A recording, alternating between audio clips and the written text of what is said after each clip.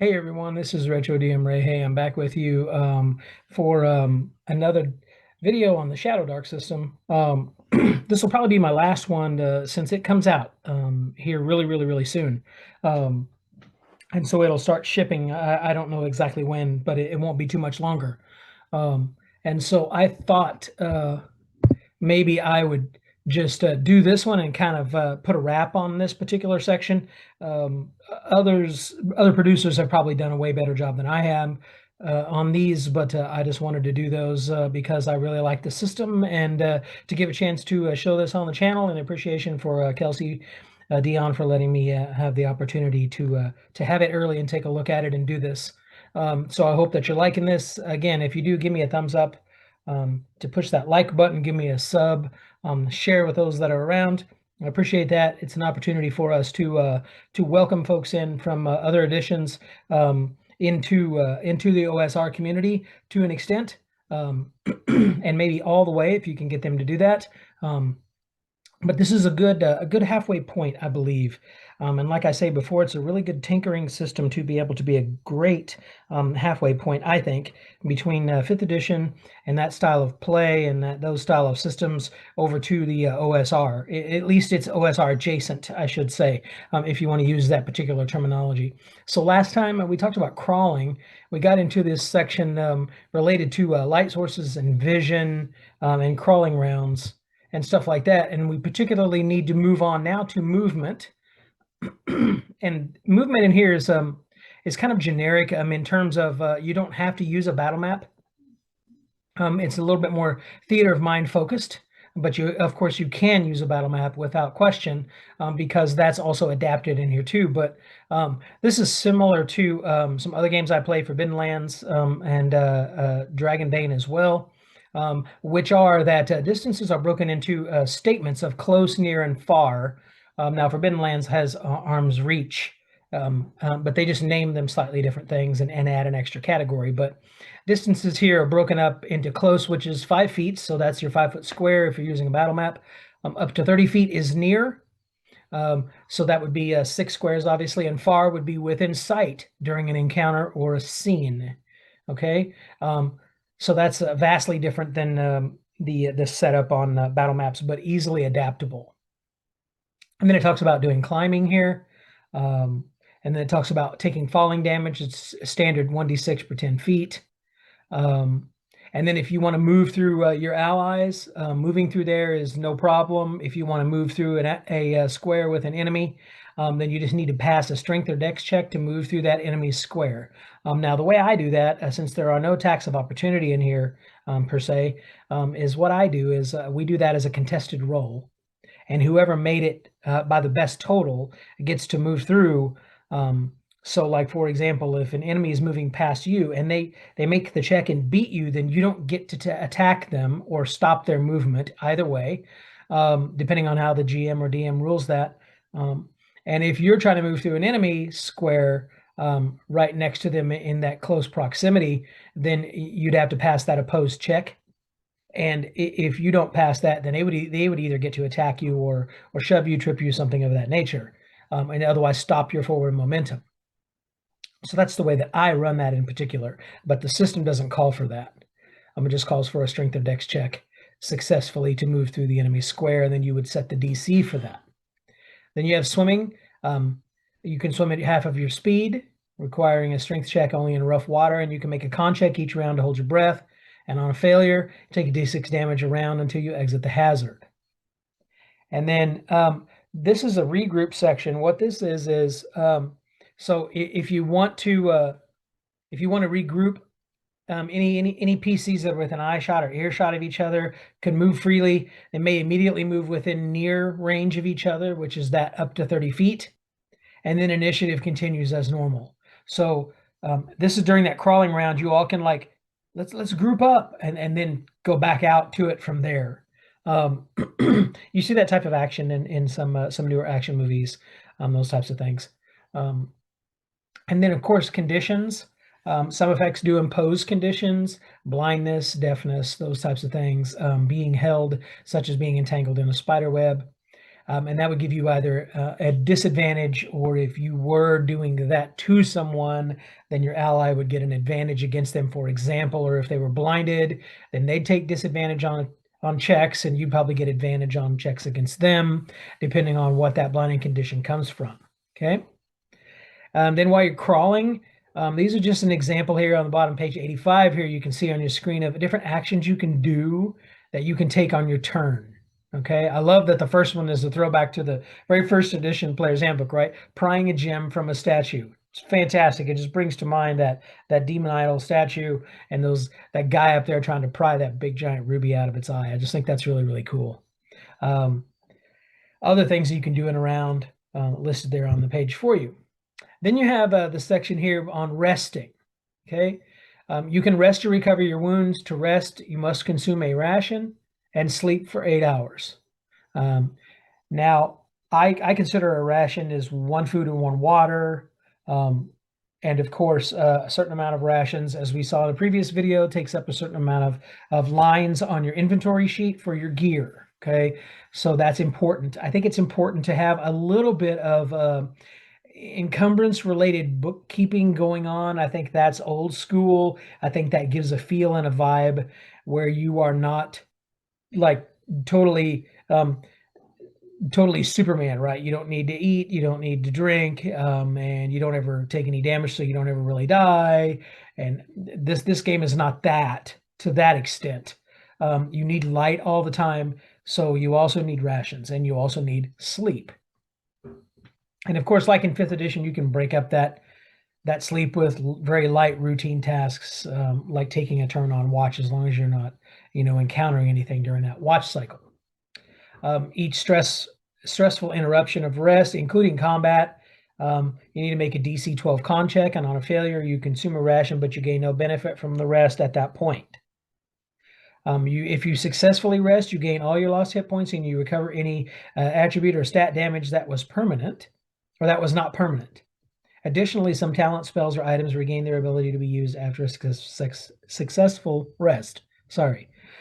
So this is a rule that I don't use in my particular games. I don't use it in 5th edition either. When I did run that, and every once in a while I still run that for my family now, because they kind of like that style of play and those kinds of systems. But I don't use that a successful rest gives you back your entirety of your hit points. Okay. In 5th edition, for example, on a short rest, you can spend up to your maximum amount of hit dice, I believe, and be able to roll those and recover that amount of hit points in that short rest. And then in a long rest, you just recover everything and then half of the spent hit dice. I don't do that in 5th edition. There is no short rest in my 5th edition game. It's all long rest. And what you did in short rest is what you now do in long rest. So that's what I would do here. And you would just pick up the number of hit dice that you have, which is basically your hit die type times your level, right? So if you're 5th level, then you have 5 hit dice. You roll those, and that's the hit points that you would recover. And any stat damage that wasn't permanent, you'd recover during that resting cycle. Okay. And then obviously talent spells or items would regain their usage ability. That's just like 5th edition, and I do that. Okay. Then it talks about danger level. And this is for random encounters using the overland travel cadence, or the overland travel process. Okay. If it's an unsafe condition, then you would check every 3 hours. If it's risky, it's every 2. And if it's deadly, it's every hour. Now, this is outdoors in overland travel. Okay. And I like that because this is the hexploration idea. When you're outside traveling along, travel isn't just, okay, so anyway, you leave the village and then you are at the dungeon. And that, that process of traveling to that dungeon, maybe you consumed a ration and, you had to sleep somewhere along the way. And then, so you arrive at the dungeon, and even in the midst of bad weather, and there you are. I'm not in favor of that. I want the adventure, the travel, to be as interesting as it can possibly be. So this helps with that for certain. Okay. The dungeon master sets the in that particular hex area that you're traveling in or traveling through, sets the risk of that environment, the danger level of that environment. They set that for themselves in that particular hex. And then that's when they check for a random encounter. I really like that idea. Um, Dragonbane has journey system, and the One Ring second edition actually from Free League actually has a wonderful journey system, as well as Forbidden Lands has a wonderful journey system, making travel incredibly interesting and dangerous. I like that idea because you're not traveling across largely tamed, cleared out wilderness. Um, like in many places in America today, there's not too much untamed wilderness that you'll be traveling through in most parts of the United States anyway, especially in the lower 48. There are some places, but they're pretty rare.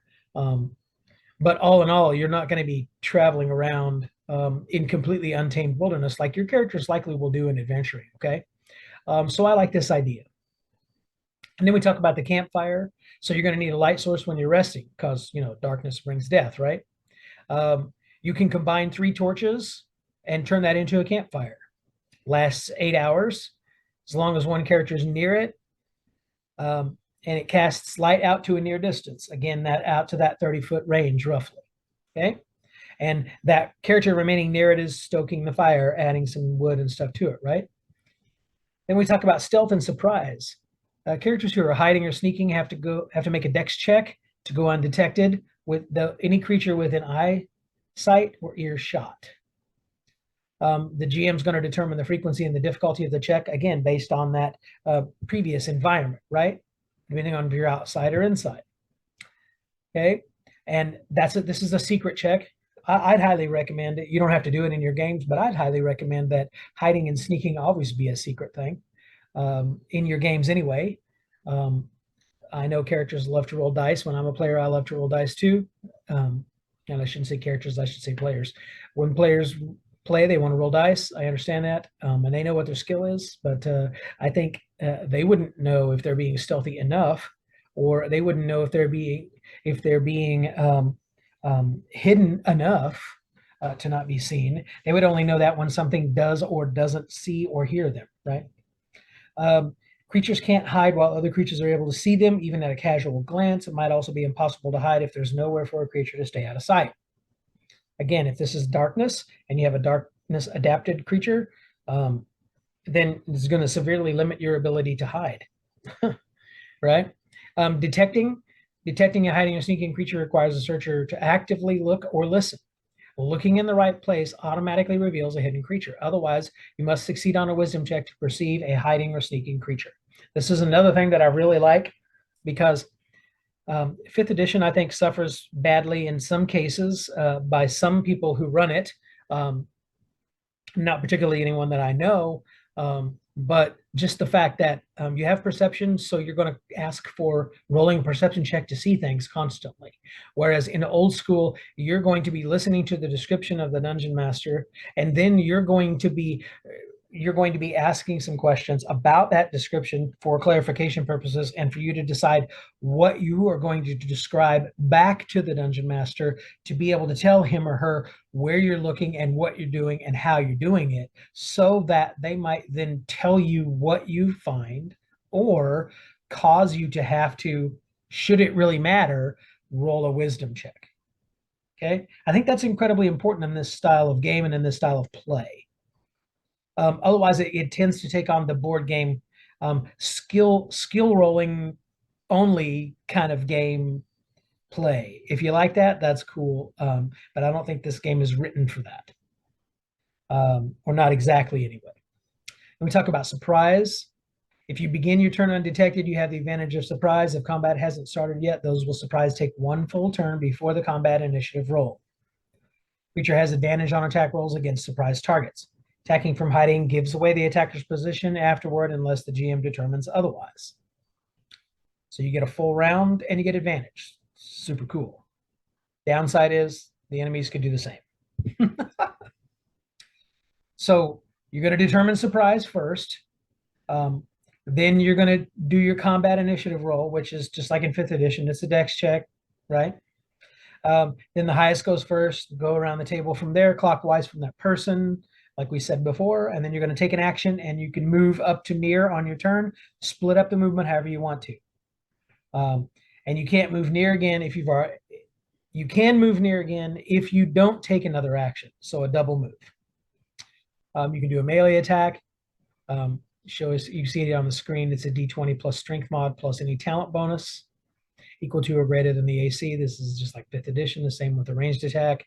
Casting a spell takes an action, and you have to roll to cast in this system, if you remember that from one of my other ones. You could do an improvised action, swinging across a ravine on a vine. Great Indiana Jones reference, right? And then only in this case, it was a whip. Or you could multitask, like activating a magical item, quaffing a potion, standing up, speaking, those kinds of things. It doesn't typically use your action. And when you hit a target, you roll your weapon or your spell's damage dice plus any talent bonuses. And of course, the DM subtracts that from the target's hit points. You can choose to knock a creature unconscious instead of killing it if you reduce it to 0 hit points. If you deal a critical hit, if you roll a natural 20 on an attack roll or spellcasting check, for a weapon, you double its damage dice on the attack. For a spell, you will double one of its numerical effects. Okay, so just like in 5th edition, if you roll a crit, you pick up 2 of that damage dice type and roll those, and then add any talent bonuses that you might have as a result of that, in addition to your strength, right? Or if you're doing a ranged attack, as you saw on the previous screen, if you're doing a ranged attack, then you'd add your dexterity modifier. Okay. Terrain, you can attack or cast a spell on a creature that is hiding at least half of its body behind interposing terrain, but it has disadvantage if you do so. If you can't see a creature, you can't target it. Creatures can only move half the normal distance through terrain that hampers the free movement. So you would determine what is the type of difficulty level of the terrain, and they'd get half moved for that, right? Morale, enemies who are reduced to half their ranks or half their hit points for a solo enemy will flee if they fail a DC 15 wisdom check. For large groups, you make one check for the leader's modifier, or with the leader's modifier, okay? So this is great, because this means you don't have to just do nothing but murder hobo. You can actually use your charisma. You can use your ability to describe and talk in character with the dungeon master and their bad guys or NPCs, and you can get out of situations where you won't have to pull out your sword or where you won't get bloodied while you're killing and slaughtering everything in the room.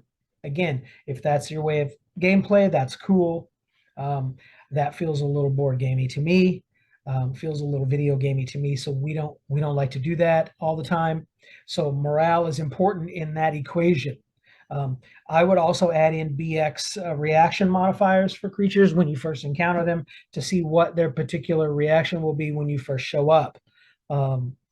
Modified for the leader in your party's charisma, accordingly, depending on how you encounter them, whether you're talking when you encounter or whatever, right? So that's what we would do. But the monsters will begin to break and run once you've reduced half their ranks, or if it's just the big bad evil guy, you've reduced him to half or less hit points, right? I just really like that idea, because not everything has to just be slaughtered and you leave a world and a trail of blood behind you everywhere you go. But again, if that's your way to play, that's cool. That's not that can be the OSR, and it also wasn't the OSR from the standpoint of it was so easy to die in the OSR. You didn't want to do that all the time, because there'd come some times when you're just not going to live through that. Okay, or if you live through it, you're certainly not going to be able to proceed much further, because healing was really difficult.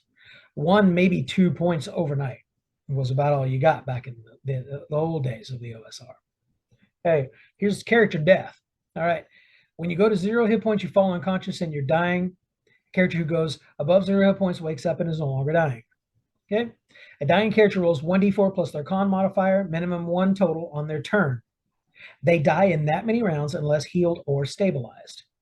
On each of the character's subsequent turns, that player rolls a d20. On a nat 20, the character rises with 1 hit point. Okay, so this is kind of like the dying mechanic in 5th edition, but modified by the fact that you have 1d4 plus your con modifier with a minimum of 1. You could get 1, and you'll die in that many rounds. Okay, and you don't, there's no There's no smaller number. It's nat 20 and you rise with 1 hit point. Okay. But any intelligent being can give first aid to a dying creature that's within close range, 5 feet. On a successful DC 15 intelligence check, the target stops dying but is still unconscious. I would say that you could also use wisdom if you were so inclined, like a healer herbalist by kind of background or character flavor and design. You could also use wisdom for this role as well. We interchange both. And then a character who perishes is retired from the game. Now we're talking about overland travel. Okay, this is hex crawling. So the game moves in initiative order as normal when traveling overland. However, groups often travel in chunks of movement that comprise several hours. You check for random encounters, as we talked about before, under the unsafe, risky, and deadly levels of danger. And then you have to have light to some extent, but is a little less of a concern. But you determine how much time remains on the current light source by rolling a d6 times 10 minutes. Okay. And you can cross a number of 6-mile hexes per day based on your travel method. Pass a con check for each extra hex that you attempt. And here's this cool table.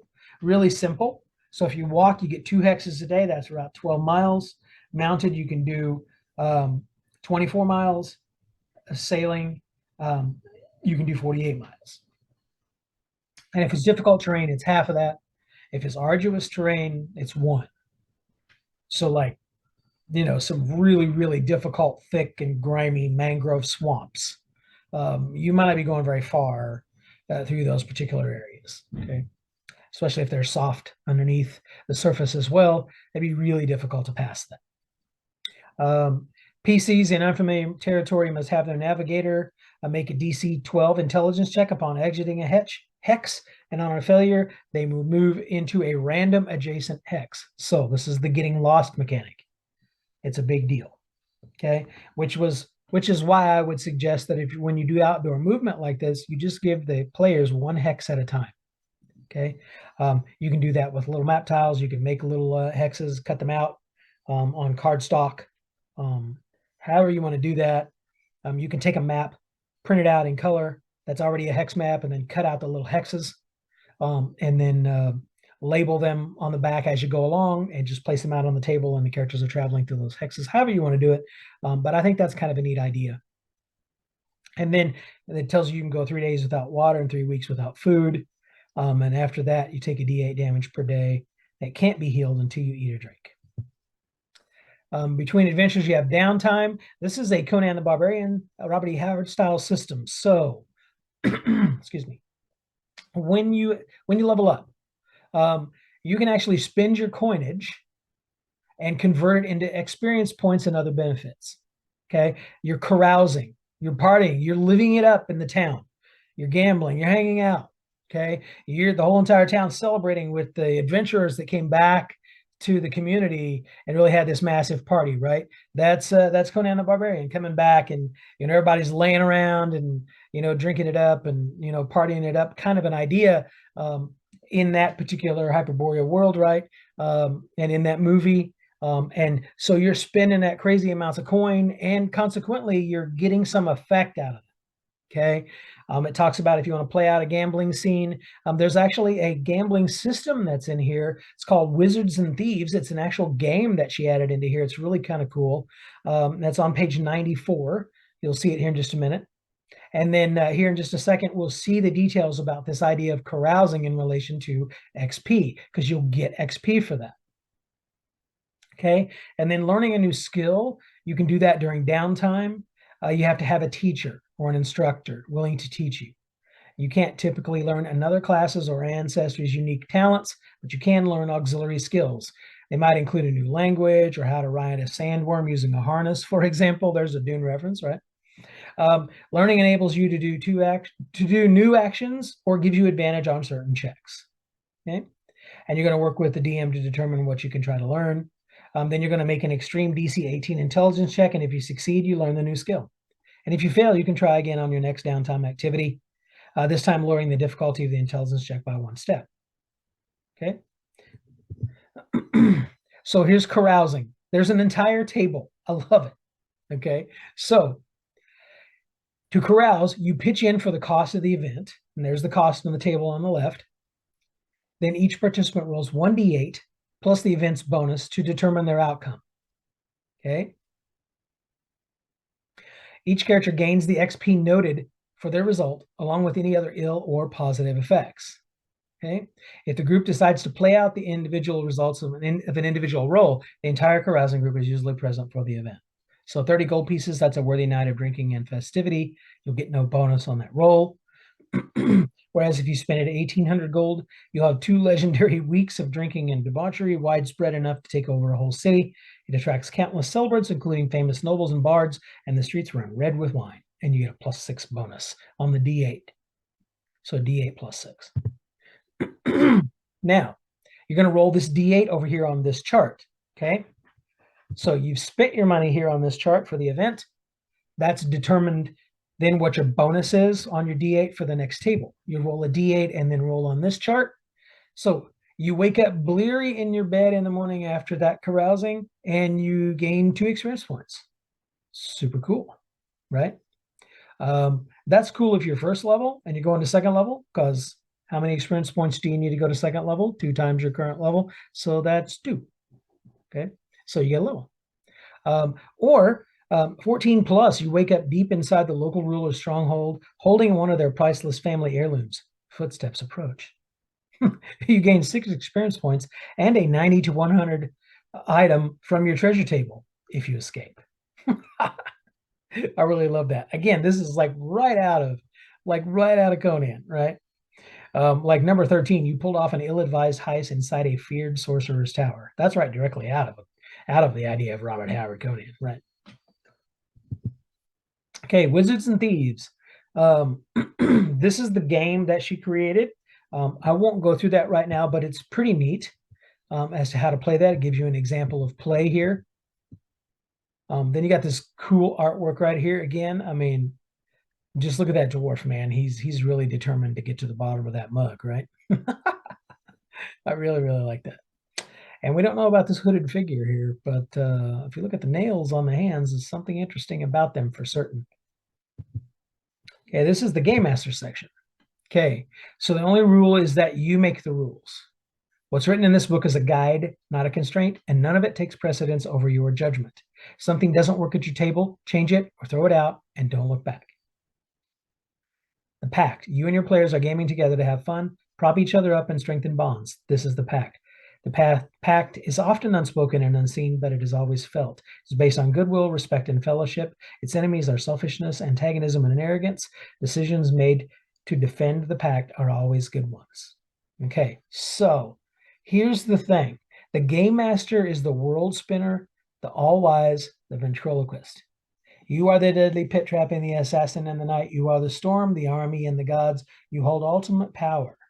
You only want one thing, to see your players triumph. So this is Dungeon Master, Game Master Fiat is what it's called. The Game Master may at any moment let you know this doesn't work.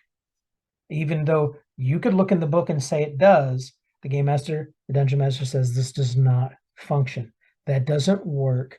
What you're trying to do isn't how it goes, or it doesn't go down like that, or the result is this. You need to be approaching the table in that way with this OSR adjacent style game. It's not the players who control the game, it's the Game Master, the Dungeon Master. And you're playing with them. They're not out to kill you, but their enemies are. They want to see you win just as much as you want to see you win, but they are the antagonists. Without that antagonism, without that ability for the Game Master, the Dungeon Master, to have fiat in the game, I believe it's just all of you playing a pretend story at the table, which you can do without dice and books and rules or anything. And that's, again, my personal opinion. You run it however you're going to run it. But that's how I feel about that. And so that's what this rule here reflects concerning the Game Master. Again, the pact is about goodwill and respect and fellowship, yes, but that doesn't take away from the fact that the Game Master, he or she is still running the game. They're in charge. You're supposed to be having fun, but they're in charge. So you're not supposed to be rules lawyering and telling them what to do, because the rules are simply a guide. Is what this says here in this second paragraph on the right. They're not a constraint, and none of it takes precedence over your judgment, the your being the game master. So that's really important, because I think in modern systems that's taken away. And I think that really matters. The players, we talk about adventure hooks here. You're actually going to encourage them to grab onto those little threads, right? And it's all about heroism and reward and discovery, and the players are the audience, right? They're the real audience to the game story, not the characters. So lean into that. For example, the players might be in great suspense because you just rolled a random encounter. Check in front of them. Similar to a horror movie where the audience watches a murderer slink toward the main character, the suspense comes from the players not knowing what is about to happen. Okay, so then you have dramatic questions. They're not always obvious. The question for an encounter with a troll guarding a bridge is not whether the characters can kill the troll, but whether they can get across the bridge. Okay, most have a simple yes and no question driving the interest. When that question is answered, the encounter is no longer exciting to the players and it's time to move forward. Core ethos of the game. Most important resource, time. Has to haunt your every decision. You don't have time to search every floor tile inch by square inch for a trap. Now, let me stop there. Really old school was, that's what you did. You searched every square inch of every floor tile, tapping around for every possible trap. I wouldn't take that out of the game, but time is still the enemy. So if you want to find out something, you will do that in my game. You will check every square inch of everything, describing what you're doing, where you're looking, how and why. Because otherwise you won't find it. And if that takes time, that takes time. Did you prepare enough torches and lantern oil? Because if you didn't, you're in trouble. That adds to the game, I think, in my opinion. Okay, it's not part of the core principle foundation here as far as the core ethos is concerned, but I do that. And next is respect the darkness. It's the true foe. Then there's gear. It's precious and limited. Make sure that you attach value and utility to everything that you have on your gear sheet or on your gear list. And you get just one action a turn, so make it count. Use multitasking for some of the boring small stuff. Remember, multitasking is also standing up, and multitasking is also drinking a potion. So it doesn't take you an action or a bonus action, drink a potion or all that stuff. You drink a potion. Now, I would say if you said, I put that potion in my backpack earlier, I'm going to take note of that as a dungeon master, and then you're in the middle of combat and say, I'm going to dig out my potion. It's not a multitask anymore, because you have to pull the backpack around and dig potion out, while meanwhile the bad guy's going to slash you. Okay. But again, that's how I would run it. Information is to be dispensed freely as a game master. If the character tests the floor where there's a trap, they find it. Close, near, and far distances are supposed to be loose. No precise measurements are absolutely necessary, but you can play that if you want to, because she did give you the amount of distance there. Then casting spells comes with risk. Magic items are volatile. Fights are fast and unfair, and monsters are insidious. And then honor what has been earned. If a character learns a new language, make it matter. Allow new titles or iconic deeds to have an impact on the character's lives. I think I said this in another video. I love level titles because I think they really matter. And the more you level up, the more title you get, the more you're recognized in the communities that you travel around and travel to, the more stories are told about you, the more impact you have in a social environment, and the more impact it has on the wages you receive for quests that you undertake, and interactions that you undertake as well. I think that's important. Stat checks. The characters automatically succeed at what they are trained to do. Only use a stat check when there is a time pressure and failure has dire consequences. So again, 5th edition is always rolling, and asking about skill checks. In some games, not everybody runs it that way. Okay, but that seems to be how it's played out a lot. This game is not like that. You're only rolling a check when there's an extreme time pressure or when failure has a dire consequence. Otherwise, you're doing what it says to the left here. If you test the floor where there's a trap, you find it. That's it. Okay. I think that's important. And then another GM piece of information is be unpredictable. Typical and average adventuring is not the goal. There are a number of calibrations, but then become unpredictable. It's not just easy or hard. There's some things in between. Play with the numbers, move the DCs around, motivate with various different things, motivate with treasure, motivate with story, pursue, those types of things. Have danger in the world. The more glorious victories are the hard-earned ones. I would agree. If it was easy for you to get it, then it probably wasn't a very glorious victory. In the long run, it'll be forgettable. Make it a challenge. I think challenge is important. And then make sure you telegraph the danger. Make sure that choices between two identical options matter. So which door do you open, the one to the left or the one to the right? That's not actually a choice. Players need a way to gather information about their options and make an informed decision, and that creates interesting choices. Careful players should be able to find the deep claw marks on one of the doors or catch the low snoring on the other side. Running the games talks about adventures and campaigns, NPCs, and the mundane. And then setting DCs. Remember, again, easy is 9, normal is 12, hard is 15, extreme is 18. They're universally there to help you quickly decide a DC, but ultimately you can set them however you want.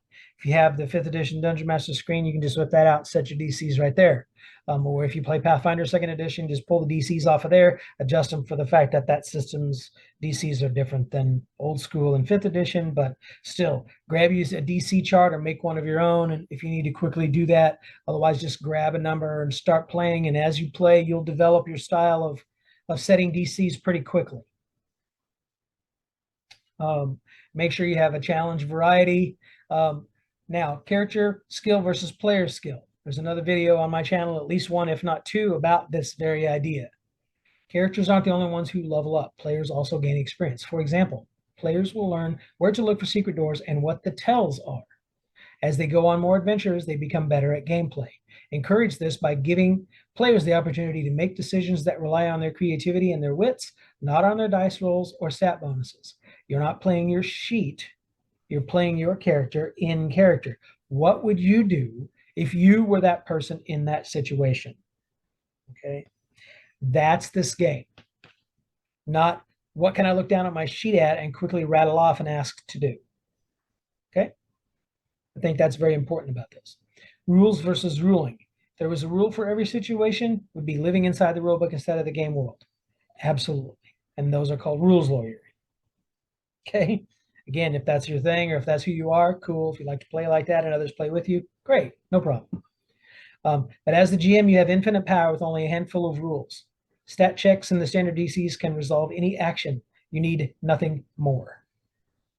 Rather than pore through the book, adjudicate using what you already know. Make a ruling, roll the dice, keep going. The point is to continue to keep going and move forward in the game.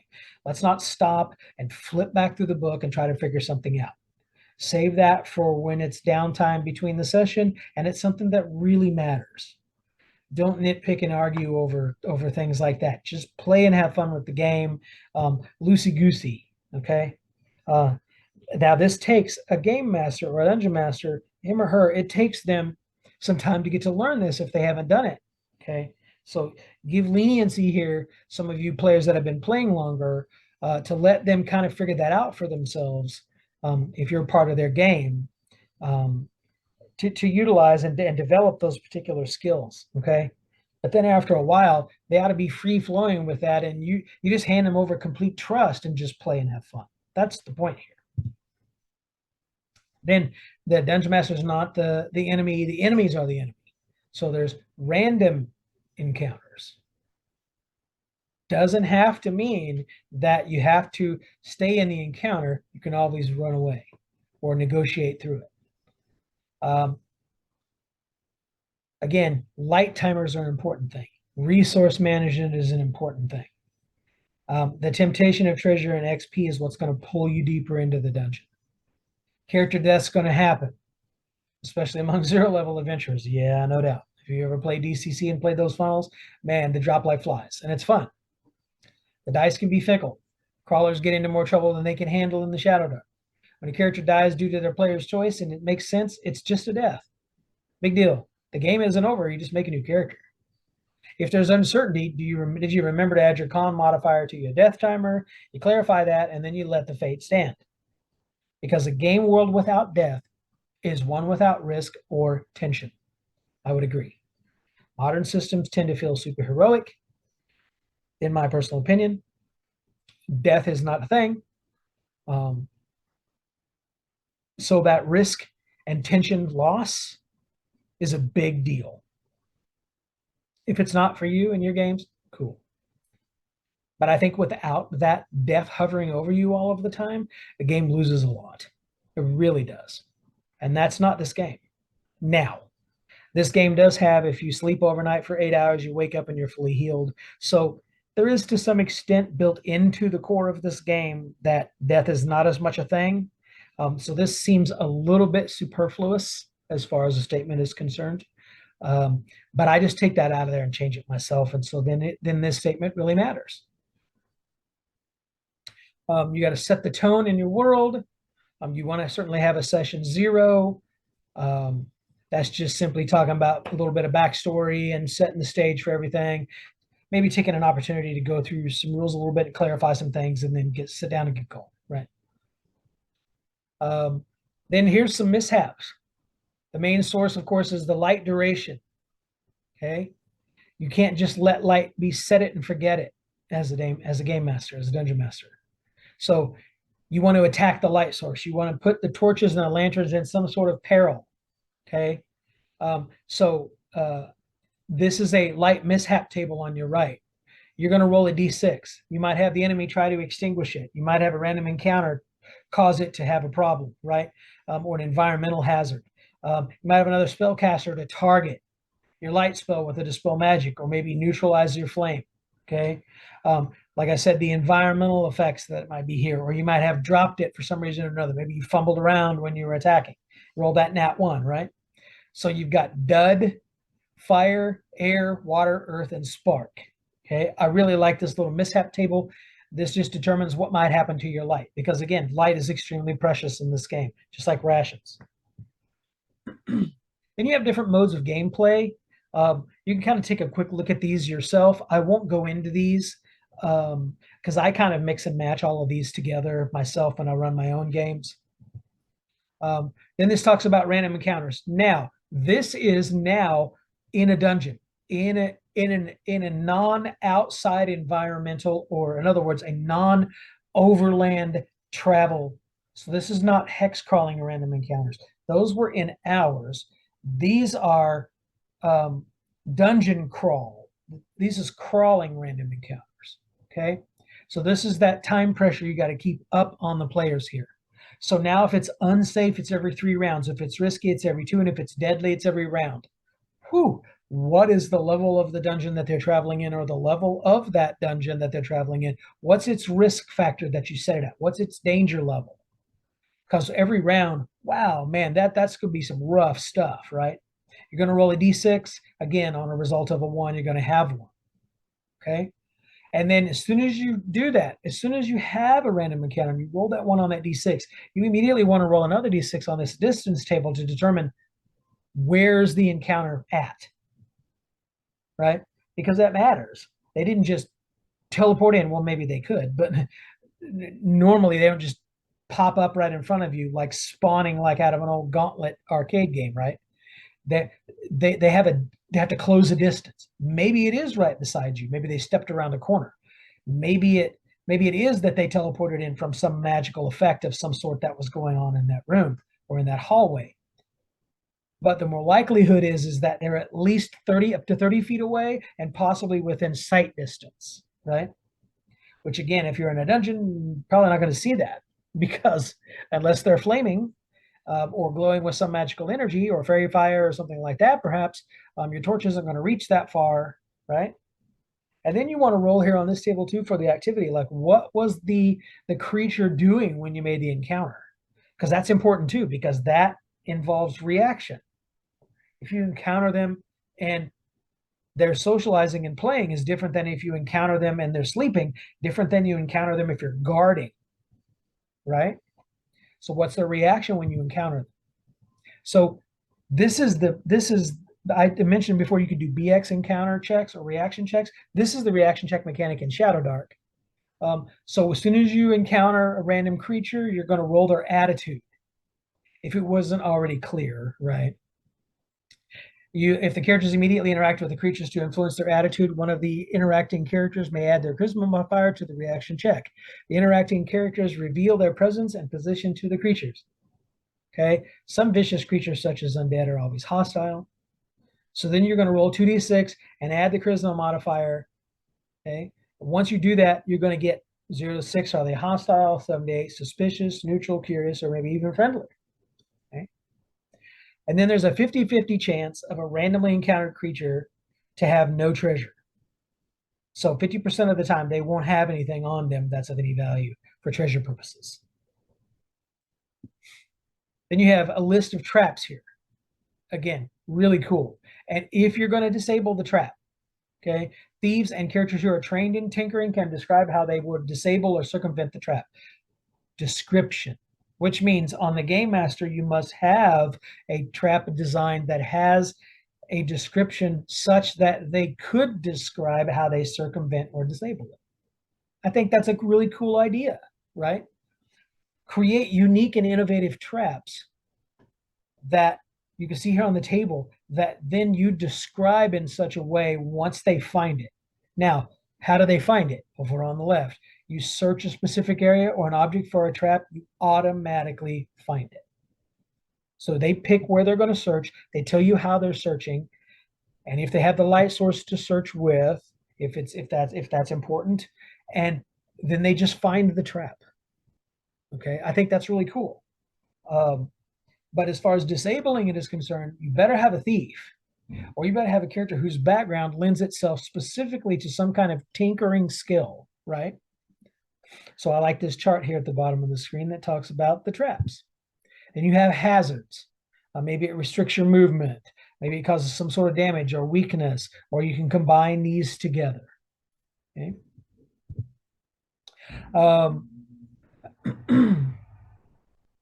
Then this here is the gauntlet. It's a much deadlier than a typical adventure. Most characters won't survive it. 0 level PCs who fall to 0 hit points die instantly. Each player is going to end up with one peasant who makes it through the ordeal. Each player's active surviving character graduates to 1st level, gains a class, and becomes their character for future adventures. So this is the 0 level play idea, right? If a player loses all of their 0 level characters during the gauntlet, then that player just creates a D4 more to pull from. And now here's the section on awarding XP. So this is interesting. And this is difficult to wrap your mind around because XP levels are way lower in necessity here, and therefore the treasure is of way less XP value. Okay, so if you have a poor treasure, that means mundane, low value, ordinary, and unexciting treasure. What does that mean? Well, you're running the game, so what does that mean? You have to decide that. It's open-ended. Normal, worth 1 XP. It's good value. It's worth protecting. It's useful. What does that mean? Fabulous is incredible, prized, well-guarded. 3 experience points. What does that mean? Mythic, unique, or crestworthy. 10 experience points. What does that mean? Everybody in the party gets this XP value of the treasure. And as soon as you gain a level, your XP resets to 0. And I apologize, in one of my other videos, I didn't say that, and someone did call me out in the comments. Thank you very much for that. That every time you level up, your XP goes all the way back to 0 and you start again. Okay, that's important because you're not going to keep that and keep counting up. Okay, so then it gives you an example down here at the bottom of the page is to kind of give you a little bit of an idea of what the examples might be. So poor would be like a bag of silver. How many's in there? Don't know. Figure it out. A used dagger, a set of knucklebone dice. Legendary might be the Staff of Ord, which is an item in here. Maybe it's a genie's wish. Maybe it's a dragon horde. Okay, so you get an idea of the arbitrary range here, but you fill in all those gaps. I really like that. Okay, it doesn't have to be, isn't perfectly quantified, but that takes some work on the part of the dungeon master and the game master. You will flub this, mess this up for a while until you kind of figure out how it works best for you and your group. Okay, because you don't want to just level through the roof really quickly, and you don't want to creep along so slow that it becomes a slog. So you have to hit that sweet spot in the middle somewhere, right? Gold and gems are worth XP. Oaths, secrets, and blessings are worth XP. Magical items, meaningful trophies and tokens, and clever thinking, you'll award 1 XP for some ingenious actions. Okay. And then each group per treasure find should gain about 10 gold pieces times their average party level and value. So 20 gold pieces in value for levels 0 to 3, 50 for levels 4 to 6, and 80 for levels 7 to 9. Okay. Since I go to level 20, you just move the numbers up accordingly. They're increasing by 30. So then something happens. This is a random something happens chart. I love this. This book is filled with all kinds of just incredibly cool charts. And if you like these charts, there's several other books that you can buy that are made for 5th edition that have all kinds of charts for random things. And there's just a ton of different resources out there. There's books called Table Fables by Madeline Hale. Really, really good, cool, inspiring role-playing type table stuff. But tables, it's just really fun for the party, for the game master to create things that's really cool. More on that D100 table. Then you got a rumors table. Then you have an adventure generator table. Really, really cool. You got an adventuring site name table. Really cool. So you roll the first time, say like the Mines of, and then the second time you'd say the Mines of the Frozen, and then you roll again Ghost.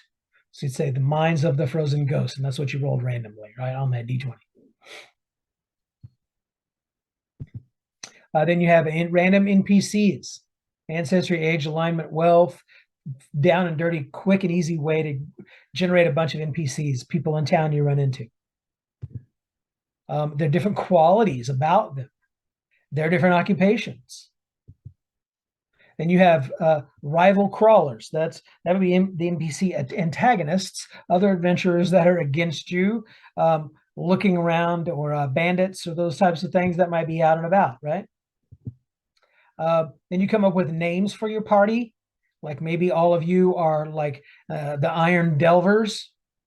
Example, if you rolled those 2 numbers and let's say you're known for setting taverns on fire. Okay, I just think that's really cool. And you got signature tactics that might happen. You got some NPC names by ancestry, names by syllable. You have identifiers. Then you have you can roll, or you can choose a site size and type here, for example. So here's a way to set the danger level. Maybe you don't know exactly what you want this dungeon's danger level to be as a GM. So you could come here and roll on this random table. And then you could say, hey, how big is this thing? And then you roll on that, right? Let's say it's a danger level is risky and it's medium. So you're going to roll a D10 dice. And it's a tomb, and a room type that you roll per chance is, a major hazard. Then you would go here for what's the trap? What's a monster mob, minor and major hazards, solo monsters, boss monsters. Here's some stuff for rolling Overland hex maps. This gives you the terrain type, what the new hex is like, the danger level, if there's a cataclysm, different points of interest or settlements that you might encounter. Here's settlement maps. After you roll on that, what's your settlements look like? Might want to roll up a tavern. Really, really cool. Even gives you kind of costs for it. So pour would be 3 pour menu items, 2 drinks on a D6, right? Then you've got the pour here be a D6 on this particular table as to what they have, right? Then you've got drinks down here. You've got shops. You got a poor or standard or a wealthy shop. And shop generators or interesting customers. I love that. Again, some really cool artwork there. I especially like the wizard down at the bottom of the screen, investigating either his mule or his burrow down there. And then right across the way on the other side of the cavern is some shadowy figure. So it's really cool artwork. Again, another cool one, multiple levels of dungeon here going on, right? Now you've got different encounters based upon the terrain type. So Arctic, Artisan District, Castle District, caves, deep tunnels, deserts, forests, grasslands, high districts, jungles, low districts, markets, mountains, oceans, rivers and coastlines, ruins, slums, swamps, tavern, temple, tomb, a university district. It's really, really cool. Okay. This particular section gets into the monsters. I'm not going to go through these because I think these particular monsters, it would be nice for you to be surprised to see the different monsters are in here. So I'm going to go through these pretty quickly. I'm not going to really touch on any one in particular. But I do want you to notice that the attributes here for monsters are the same as characters. Their stat modifiers accordingly. Hit points are based on D8s and adding its con modifier, but the average number is listed. That's just like in a 5th edition monster entry, right? They do have an armor class, of course. Monsters can make 1 or 2 attacks per turn, but some can make more. And the damage and bonuses for the attacks are listed for each monster. And they can typically move near each turn, but some can move other distances. And if they have a special mode of movement, it's noted after the distance. They have a typical alignment for their species. Individual monsters might have a different one. Monster spellcasting is the same as character spellcasting. On a nat 1 on an intelligence or charisma spell roll, you roll on the wizard mishap table. And a nat 1 on a wisdom spell incurs a penance. And the tier is the spellcasting DC minus 10. And all non-humanoid monsters are dark adapted. It allows them to ignore the penalties of total darkness, but blinding or deafening one would still hinder it. Okay, then this table gives you a way to generate your own monsters. Really, really cool. Literally anything that you think you might want to have in your game, you can generate from this table right here. Okay. Then you can make it weird by adding some strange mutations to that particular monster. You can roll up to 3 per monster. And then it tells you how to design your own monsters right here. It gives you levels of that monster. And then typically their combat roll, and then their attack bonus, their level of monster in relation to the damage they can output, and then how many monsters. So you've got an average party level of 0 to 3. Monster level will be 1. That's if you're balancing your game around the fact that monster levels and party levels kind of need to balance each other out. That's something that you can do in 5th edition, and probably a lot of people do. Some don't. I don't. Whatever you run into is whatever you run into that's in the area. I'm not concerned about your party level when I'm rolling up random monsters, because that's the danger of adventuring in unknown territory, in my opinion. But again, that's how I run my particular game. Then you got some monster stats here with some cool pictures of the various different monsters. I won't go through all of these or show all of them at any decent speed, because I think that's something that would want to be kept back for those of you who are backing this particular Kickstarter and this game. Then you have a section on treasure. Again, wandering monsters only have a 50% chance of carrying any treasure, and they are poor sources of it. And then carousing will allow you to gain XP fast, but you'll need to go adventuring again to replenish your empty pockets, because wealth is a fleeting prize. Yeah, you're probably not going to be wanting to have characters hoard all of this massive amount of wealth unless they're hoarding it and storing it up to have a stronghold. But it's a way for some other purpose. That's fine, because I do like the idea of a stronghold mechanic. And then you can use treasure tables on page 270, the next page, to randomly determine what loot the monster is carrying. And the treasure table the monster uses corresponds to its level. So a level 2 monster uses the treasure table 0 through 3. And you can randomly generate unguarded treasure by rolling on the table, matching their level, of course. And then there's magic item values as well. So here's the treasure table for 0 through 3. So pretty interesting stuff. Continues on here. It's a D100 table. Notice even 0 through 3 has a bag of holding with a virtue and a flaw, but it has a bag of holding. Treasure tables 4 through 6. Some pretty good stuff on there. Potion of healing is on treasure table 4 through 6. So clearly those would be things that would be a little difficult to come by. 7 through 9.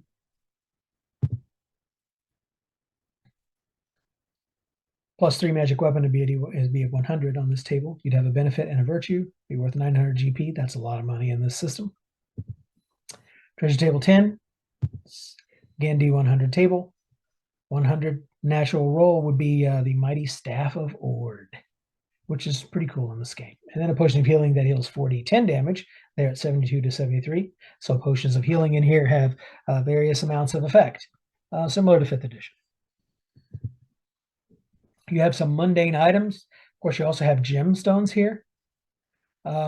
This is their value table and any unique features they might have for different items. There's some luxury items on this table. Then you have boons. They're non-monetary sources of value or benefit. So oath is a favor that's owed. A secret is the identity of somebody, something, the true name of something. Blessings and enchantment from a fountain, for example, or a dryad's gift. They can be temporary or permanent. A boon's XP value is based on its utility. For example, a favor promised by a member of the Thieves Guild might be normal treasure, but a god's blessing would be legendary treasure. So that's going to set the XP value of that particular boon. Again, see the previous table in the video of XP value, and it'll let you know what to do with that as far as how much it's worth. Then you have some secrets here on the table and some blessings. And you have magic items attributes. So first there's a type table, and then qualities that it might have, and it might have personality if it does so. Items can have a bonus of from +0 to +3. It adds to your armor class if it's armor, and it adds to the amount of its attack and damage if it's the weapon bonus, of course. +3 is very rare. 0 is the most frequent. You got a benefit. It's a supernatural gift to the item's wielder. Most have at least one, and then there's a negative effect if it's a curse. And then a few magic items are conscious and have personalities that include virtues, flaws, a trait, and an alignment.